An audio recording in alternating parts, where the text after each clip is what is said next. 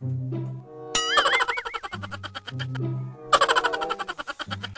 up guys? What's up guys? Welcome back sa ating channel. For today's video, ipapakita ko po sa inyo kung paano mag-install ng racing cam at saka racing clutch spring sa XRM125. Kaya samahan nyo po ako para meron din kayong matutunan. Let's go!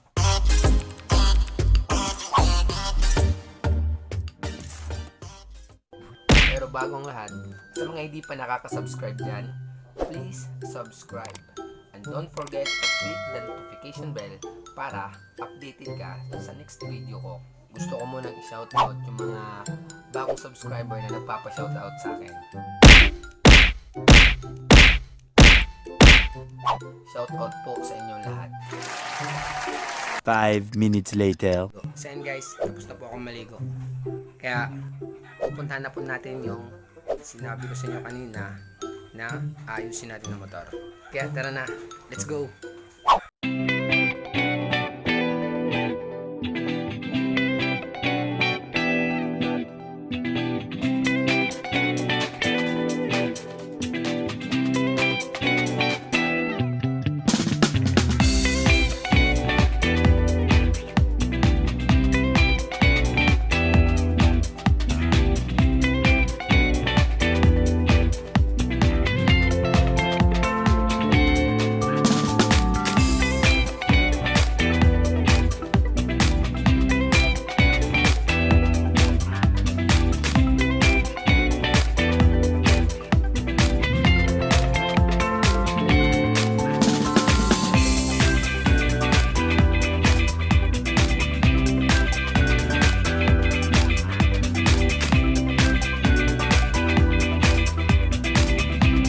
A few minutes later.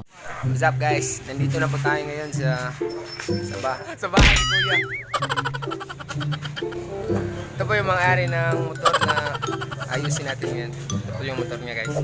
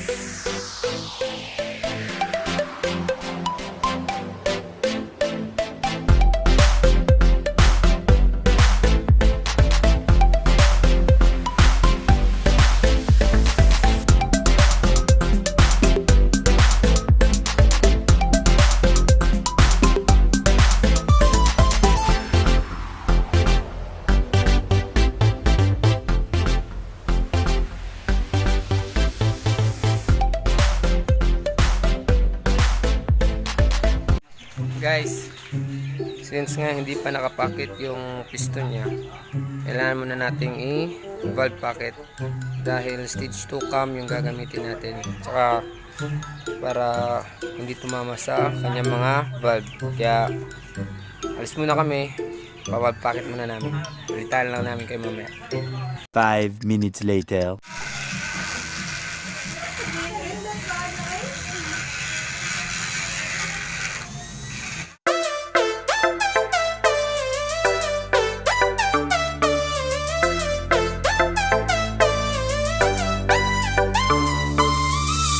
A few minutes later.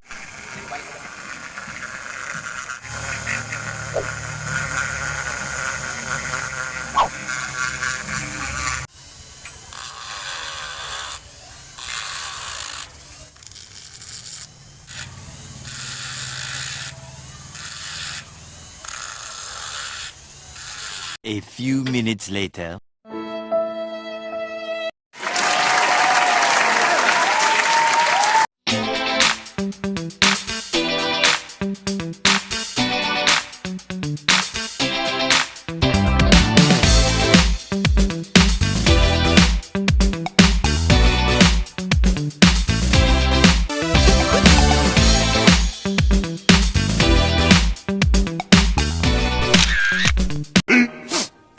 Minutes later.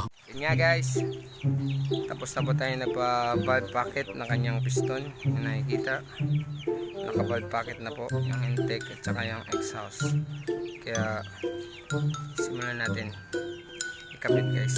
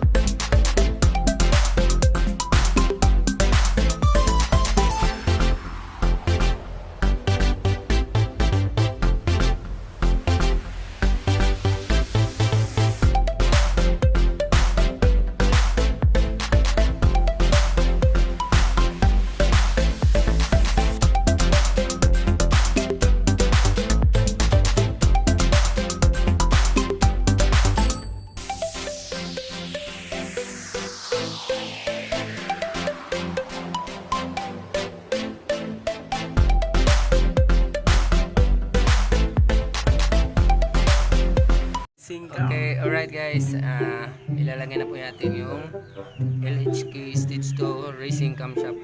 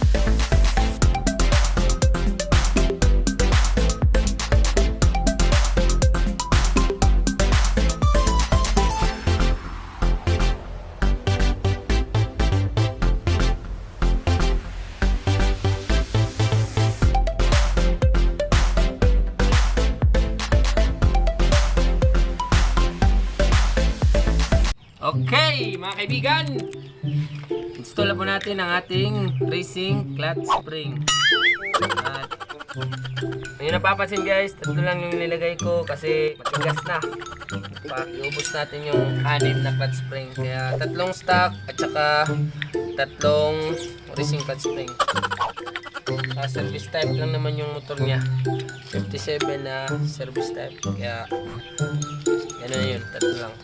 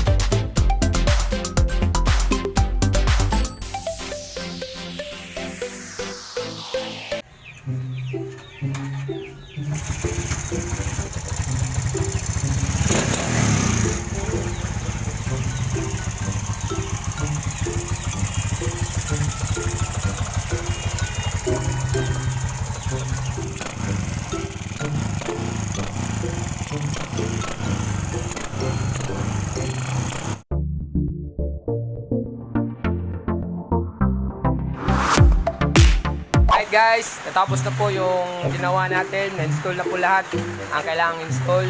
Yung racing camshaft at yung racing clutch spring. Okay na po yung motor niya. Nakita naman sa video na mandan na. Tsaka ito yung mga ng motor. Si Raykem. Boss Raykem, ano bang masasabi mo sa trabaho ko? Salamat nga pala, PedzWorkz, sa trabaho. Ganda na yung motor ko. Okay kayo. Saka shoutout nga pala kay Boss Bagdong sa pagpakit ng piston. Kaya na-install namin yung piston dito na hindi nakatamaan ng valve. At saka shoutout nga pala sa OTRC at sa mga kasama ko dyan sa Shin. Salamat sa kubra. Salamat.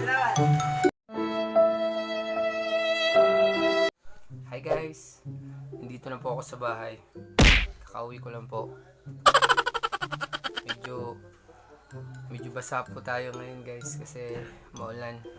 Maulan po dito sa Ormoc City Leyte. Kaya medyo basa tayo. Nakita nyo